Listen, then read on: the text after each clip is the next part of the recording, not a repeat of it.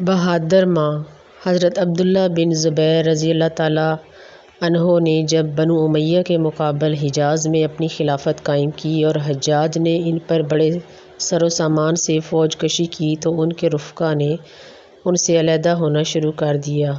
مخلصوں کی ایک بہت چھوٹی سی جماعت ان کے ساتھ رہ گئی۔ اس وقت حضرت عبداللہ ابن زبیر رضی اللہ تعالیٰ عنہ گھبرا کر اپنی ماں حضرت اسماء رضی اللہ تعالیٰ عنہا بنت ابو بکر کے پاس گئے اور اجازت طلب کی کہ اگر مناسب ہو تو میں حجاج سے صلح کر لوں۔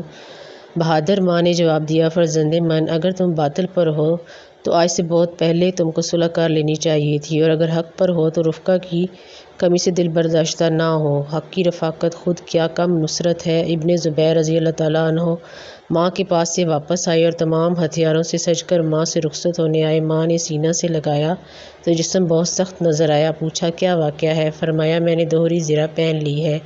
حضرت اسماء رضی اللہ تعالیٰ عنہا نے کہا یہ شہدائے حق کا شیوا نہیں۔ ابن زبیر رضی اللہ تعالیٰ عنہ نے زرہ اتار ڈالی، پھر کہا مجھے ڈر ہے کہ دشمن میری لاش کے ٹکڑے نہ کر دے۔ ماں نے جواب دیا، بیٹا جب بکری ذبح ہو جاتی ہے تو اس کو کھال کھینچنے کی تکلیف نہیں ہوتی۔ اور اس طرح ماں نے اس بیٹے کو مقتل میں بھیجا اور حق و صداقت کی قربانگاہ پر اپنے جگر کے ٹکڑے کو نثار کر دیا۔ حضرت ابن زبیر رضی اللہ تعالیٰ عنہ کی شہادت کے بعد حجاج نے ان کی لاش کو سرراہ سولی پر لٹکا دیا۔ کچھ دنوں کے بعد حضرت اسماء رضی اللہ تعالیٰ عنہا کا جب ادھر سے گزر ہوا تو بیٹے کی لاش سولی پر لٹکتی نظر آئی۔ کون ایسی ماں ہوگی جو اس پراثر منظر کو دیکھ کر تڑپ نہ جائے؟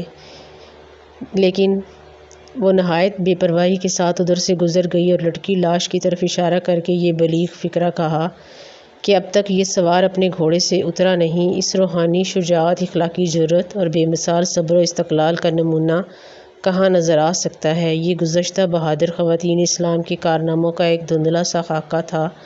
اب سوال یہ ہے کہ موجودہ خواتین اسلام آئندہ کی تاریخ اسلام کے لیے کیا کارنامہ دنیا میں چھوڑ جانا چاہتی ہیں؟